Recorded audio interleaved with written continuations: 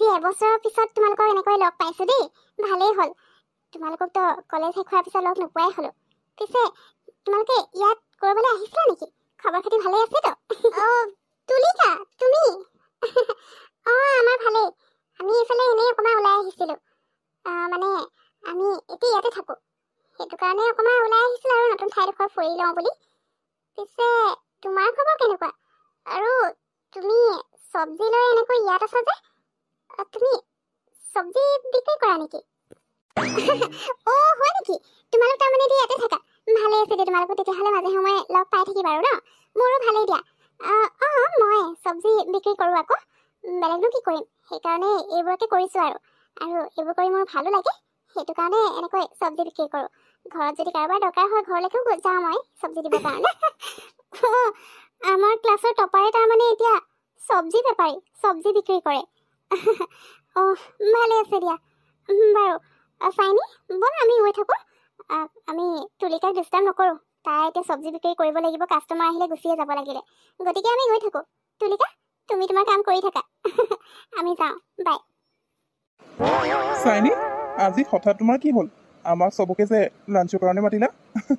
এনেইতো তোমাৰ ওচৰত টাইমেই নাই বুলি কোৱা আমাৰ কাৰণে, কিন্তু আজি হঠাৎ আমাক এনেকৈ ইনভাইট কৰিছা। কিবা অকেজন আছে নে কিবা স্পেচিয়েল পাৰ্টি আছে, যিটো বিষয়ে আমি গম নাপাওঁ? তুমি অকণমান জনোৱা হ'লে ভাল আছিলে। এনেকৈ হঠাৎ মাতি দিছা ইমান শ্বৰ্ট নটিছত, তথাপিও আমি আহিছোঁ, আমাৰ কাম আছিলে, তেনেকৈ মেনেজ কৰি আহিলোঁ আৰু তুমি ইমানকৈ ৰিকুৱেষ্ট কৰিলা সেইটো কাৰণে। একচুৱেলি তোমালোকে মোক কমপ্লেইন কৰি থাকা যে মই তোমালোকক টাইম একেবাৰে নিদিওঁ বুলি, সেইটো কাৰণে ভাবিলোঁ আজি যিহেতু আমাৰ সকলোৰে অফিচ অফ আছে, কাৰো কাম নাই, তোমালোকো ইমান বিজি নাথাকিবা বুলি ভাবি মই মানে ভাবিলোঁ তোমালোকক লাঞ্চৰ কাৰণে ইনভাইট কৰিলোঁ। তাতে আজি আমাৰ মোৰ ঘৰত মা পাপা কোনোৱে নাই, কিবা কামত ওলাই গৈছে, তেওঁলোকৰ অহাবলৈ দেৰি হ'ব। অকলে মই বৰ হৈ গ'লোঁ হয়, সেইকাৰণে ভাবিলোঁ তোমালোকক লাঞ্চ কৰিবলৈকে মাতি দিওঁ, লগো পাম, কথা বতৰাও হৈ যাব, আৰু আজিৰ দিনটো অকলশৰে পাৰো কৰিব নালাগে, সেইটো কাৰণে। থেংক ইউ ছ' মাছ, তোমালোক যে সকলো আহিলা মই মতাৰ কাৰণে। আচ্ছা, ইটছ অ'কে চাইনি, ভাল যে তোমাৰ আমাৰ কাৰণে মনত পৰিলে, আৰু তুমি ইমানকৈ কৈছা, আমি নহাকৈনো কেনেকৈ থাকোঁ। আমাৰো আজি বিশেষ একো প্লেনিং নাছিল, মই মাহঁতৰ লগত আজিকালি যোৱাৰ কথা আছিলে, কিন্তু তুমি ইনভাইট কৰাৰ কথাটো মাহঁতক ক'লোঁ, আৰু তেওঁলোকক অকলে যাবলৈ ক'লোঁ, মই এইফালে গুচি আহিলোঁ। পিছে আহি ভাল লাগিছে দেই, আজি বহুত দিনৰ পিছতে লগ পাইছোঁ ন? এনেই বাৰু আমাৰ লগ পোৱা হৈয়ে থাকে, তথাপিও বহুত কম লগ পোৱা যায়। আজি সকলোৱে মিলি ভালকৈ এনজয় কৰিম তেতিয়াহ'লে। আজি আমি সকলোৱে ভালকৈ এনজয় কৰিম। আচ্ছা, তোমালোকে এতিয়া চাহ তাহ কিবা কিবি খাই লোৱা। পংখী, তুমি প্লিজ বেয়া নোপোৱা যদি চবৰ কাৰণে তুমি কিবা কিবি অলপ লৈ আহাচোন, স্নেক্স আৰু জুচো আছে, কোনোবাই যদি কফি খাই কফিও খাব পাৰা দেই। আজিৰ দিনটো এৰি দিছোঁ মই, নিজে কৰি মেলি খাব লাগিব, কিন্তু মই লাঞ্চৰ কাৰণে মাতিছোঁ হয়, কাৰণ মইতো ভালকৈ বনাবলৈও নাজানো, সেইকাৰণে চবেই লাগি ভাগি দিব লাগিব। বাৰু ৰ'বা, মই চব্জি লোৱাৰ কথা আছিলে, চব্জি বেপাৰীজনীক মই ঘৰলৈকে মাতি দিছিলোঁ, ওলাই যাবলৈ টান পালোঁ যে, আহিব চাগে অলপ পিছত, মই ফোন এটা কৰি লওঁ দেই, তোমালোকে খাই লোৱাচোন। হাই তুলিকা, মই চাইনি। তোমাৰ নাম্বাৰটো মোৰ ডায়েৰীত আছিলে, কলেজৰ দিনতে আছিল যে, তাৰপিছত মোবাইল চেঞ্জ কৰাৰ কাৰণে নাম্বাৰবোৰ ডিলিট হৈ গৈছে। এতিয়া তোমাৰ লগত মোৰ কাম আছিলে, সেইকাৰণে ডায়েৰীত বিচাৰিলোঁ আৰু তোমাৰ নাম্বাৰটো পালোঁ, লগাই চাওঁ বুলি ভাবিলোঁ। ভাল যে তুমি এইটো নাম্বাৰে লৈ আছা। একচুৱেলি আজি মোৰ ঘৰত লাঞ্চ এটা পাৰ্টি আছে, লাঞ্চৰ মোক চব্জি অলপ লাগিছিল। এতিয়া মই আকৌ চব্জি কিনিবও নাজানো নহয়, ভাল বেয়া একো চিনিয়ে নাপাওঁ, গতিকে তুমি মোৰ ফ্ৰেণ্ড হৈ যেতিয়া আমাৰ ঘৰলৈ আহিবা নেকি? মই এড্ৰেছটো পঠিয়াই দিম, তেতিয়া তুমি মোক ক'বা কোনটো ভাল চব্জি খাবলৈ ভাল হ'ব, সেইটোৱে মই লৈ ল'ম। গ্ৰেট, ঠিক আছে, তুমি আহি যোৱা। 10 মিনিটত পাই যাব ন? ঠিক আছে, হ'ব, থেংক ইউ, বাই। শুনা না, তোমালোকে সকলোৱে স্নেক্স আৰু কফি জুচ খালা নহয়? এতিয়া লাঞ্চৰ কাৰণে মই বাকীবোৰতো আছেই, চিকেন আছে, মটনো আনি থোৱা আছে, বাকী চব্জি অলপ হ'লেও ভাল লাগিব নহয়। তাকে চব্জিৱালীজনী আহি পালেহি, কিন্তু মই কি লওঁ ভাবি নাই পোৱা। তোমালোকে মোক হেল্প কৰা না, সকলোৱে যাওঁ, তোমালোকে নিজৰ নিজৰ পচন্দ মতে মোক কৈ দিবা, মই সেইটো চব্জিয়ে কিনি ল'ম।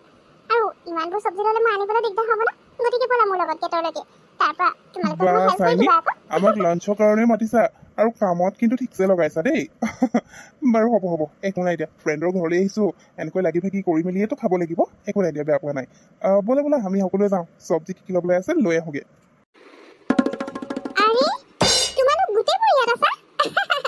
মই যে তোমালোক গোটেইবোৰকে ইয়াত একেলগে লগ পাম বুলি ভবাই নাছিলোঁ।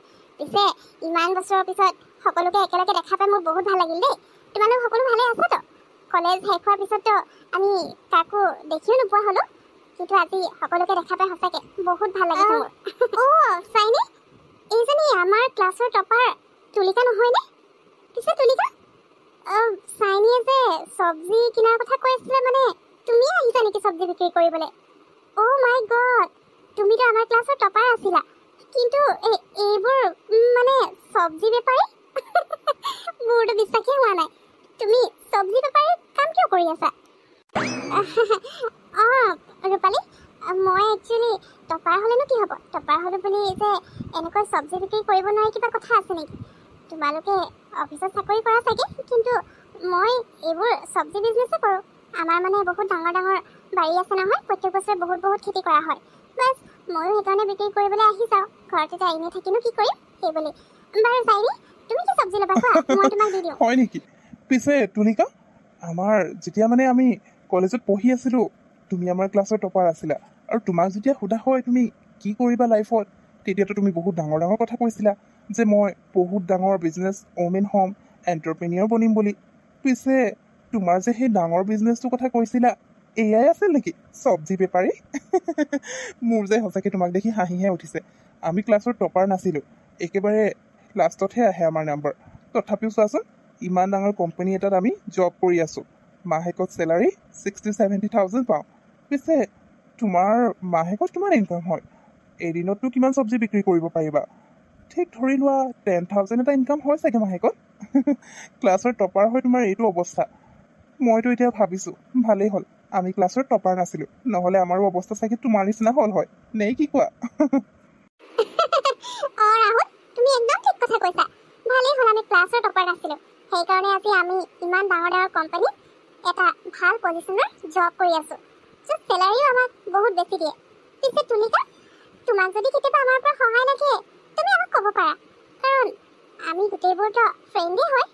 গতিকে তোমাক যদি কেতিয়াবা টকাৰ প্ৰয়োজন হয়, আমি অলপমান টকা তোমাক দান হিচাপে দি সহায়টো কৰিবই পাৰোঁ, নে কি কোৱা? হ'ব, তোমালোকে বহুত কৈ ল'লা। চাইনি, তুমি আগতো তেনেকুৱাই আছিলা, এতিয়াও একেবাৰে সলনি হোৱা নাই। মই ভাবিছিলোঁ তুমি সঁচাকৈ মোৰ পৰা চব্জি কিনিবা, সেইকাৰণে মোক ইয়ালৈ মাতি পঠিয়াইছা, কিন্তু এতিয়াহে বুজিছোঁ তোমাক মোৰ পৰা চব্জি নালাগে। আচলতে তুমি তোমাৰ ফ্ৰেণ্ডছক ইয়াত মাতি মোক ইনচাল্ট কৰা ধান্দা আছিল, সেইকাৰণে তুমি সকলোকে ইয়ালৈ মাতিলা, আৰু লগতে মোৰ পৰা চব্জি ল'ম বুলি কৈ মোকো ইয়ালৈ মাতিলা, আৰু এতিয়া মোক ইনচাল্ট কৰিছা। হ'ব দিয়া, তোমালোকে অফিচত জব কৰি আছা, ঠিকে আছে, কৰি থাকা, আৰু মই যিটো কাম ভাল পাওঁ সেইটো মই কৰি আছোঁ, তাত তোমালোকৰ প্ৰব্লেম ক'ত মই সেইটোহে ধৰিব পৰা নাই। হ'ব দিয়া, মই এতিয়া গৈ থাকোঁ ইয়াৰ পৰা, কাৰণ মইতো বুজি পালোৱেই যে তোমালোকক মোৰ পৰা চব্জি নালাগে, অকল মোক ইনচাল্ট কৰিব লাগে। আগতে যেনেকৈ মই টপাৰ হয় কাৰণে মোক হিংসা কৰিছিলা, এতিয়াও তোমালোকৰ সেই স্বভাৱটো যোৱাই নাই। গতিকে তোমালোকে আজিৰ পৰা মোক ইয়াত মাতি এনেকৈ আমনি কৰি নাথাকিবা। আৰে, এইজনী দেখোন চাইনি হয়, তাই ইয়াত এনেকৈ পৰি আছে যে, কেনেবাকৈ মোৰ চোৰ ঘূৰাই পৰিলে নেকি? মই এতিয়া কি কৰোঁ? এটা কাম কৰোঁ, তাইক মই মোৰ ঘৰলৈকে লৈ যাওঁ, মোৰ ঘৰো বেছি দূৰত নাই, গতিকে তালৈ লৈ যাওঁ, কিবা হৈছে তাৰপিছত ডক্টৰক দেখুৱাব লাগিব। তুলিকা, তুমি ইয়াত কি কৰিছা? আৰু মই ইয়ালৈ কেনেকৈ আহিলোঁ? তুমি সাৰ পালা? এইটো কাৰ ঘৰ হয়? মানে মই চব্জি বিকিবলৈ গৈছিলোঁ, হঠাৎ ৰাস্তাত তোমাক পৰি থকা দেখিলোঁ, সেইকাৰণে মই তোমাক ইয়ালৈ লৈ আহিলোঁ। আৰু চিন্তা কৰিব নালাগে, এইটো মোৰ ঘৰ হয়। তুমি এতিয়া ঠিকে আছানে? যদি গাটো বেয়া লাগিছে তেতিয়াহ'লে মোৰ লগত ওলোৱা মেডিকেল যাবলৈ, ডক্টৰক এবাৰ দেখুৱাই দিলে ভাল হ'ব। পিছে তোমাৰ হৈছিল কি? তুমি তেনেকৈ ৰাস্তাত কেনেকৈ পৰি গ'লা? কি? এইটো তোমাৰ ঘৰ হয়? মই একচুৱেলি অলপ ওলাই আহিছিলোঁ, হঠাৎ মূৰটো ঘূৰোৱা নিচিনা লাগিলে আৰু ঢলি পৰিলোঁ, তাৰপিছত কি হ'ল মইতো গমেই নাপাওঁ। তুলিকা, আই এম চৰি, মোক প্লিজ মাফ কৰি দিয়া। সেইদিনা মই তোমাৰ লগত বহুত বেয়া কৰিলোঁ, তোমাক তেনেকৈ মিছাকৈ মাতি মই সকলোৰে আগত তোমাক ইনচাল্ট কৰিলোঁ। চৰি, তাৰ কাৰণে মোক মাফ কৰি দিবা। তোমাৰ লগত তেনেকুৱা কৰাৰ পিছতো মোক তেনেকৈ ৰাস্তাত পৰি থকা দেখি তুমি তোমাৰ ঘৰলৈ লৈ আহিলা। বেলেগ হোৱা হ'লে হয়তো তেনেকৈ এৰি থৈ গুচি গ'ল হয়, কিন্তু তুমি তেনেকুৱা নকৰিলা। মই যি ভুল কৰিছিলোঁ বুজি পালোঁ, আজিৰ পৰা মই কেতিয়াও তোমাক তেনেকৈ ইনচাল্ট নকৰোঁ। হ'ব দিয়া চাইনি, মই সেইবোৰ ধৰি থকা নাই, কিন্তু মোৰ বেয়া লাগিছিল এইটো কাৰণে যে তোমালোকে এতিয়াও তেনেকুৱা ভাবা যে কোনোবাই যদি কিবা চব্জি বিক্ৰী কৰিছে বা বেলেগে কিবা কৰিছে, সেইটো কাম তোমালোকৰ মানুহকে ধৰোঁ। কিন্তু তোমালোকে ভালকৈ ভাবি নোচোৱা কিয়? আমাৰ বহুত মাটি বাৰী আছে, বেলেগে বেলেগ খেতি কৰে, আমি চব্জি খেতি কৰোঁ। প্ৰত্যেক বছৰে বহুত চব্জি খেতি কৰা হয়, আৰু তেনেকৈ বেপাৰীবোৰে আহি আমাৰ ইয়াৰ পৰা গোটেই চব্জিবোৰ লৈ যায়। আমি সাৰ নিদিয়াকৈ চব্জিবোৰ খেতি কৰোঁ, আৰু সেইকাৰণে সকলোৱে ইয়াৰ পৰা লৈ যায়। মাহেকত আমাৰ 2-3 লাখৰো বেছি আমাৰ ইনকাম হয়। তোমালোকেতো মাহেকত 70,000, 80,000 ইনকাম কৰা, কিন্তু আমাৰ তেনেকুৱা নহয়। কেতিয়াবাতো 10 লাখৰ ভিতৰতো ইনকাম হৈ যায় এটা মাহত। গতিকে এইটো কাম সৰু হ'ব নোৱাৰে। আৰু তোমালোকে ঠিকেই কৈছিলা, মই যেতিয়া পঢ়ি আছিলোঁ মই কৈছিলোঁ যে ভাল ডাঙৰ বিজনেছ ওমেন হ'ম, আৰু সেয়া মই এতিয়াও হয়। নহ'লেনো মোৰ ওচৰত ইমান ডাঙৰ ঘৰ থাকিবনে? বাৰু সেইবোৰ হ'ব দিয়া, তুমি এতিয়া বোলে কিবা এটা খাই ল'বা, তাৰপিছত ঘৰলৈ গুচি যাবা।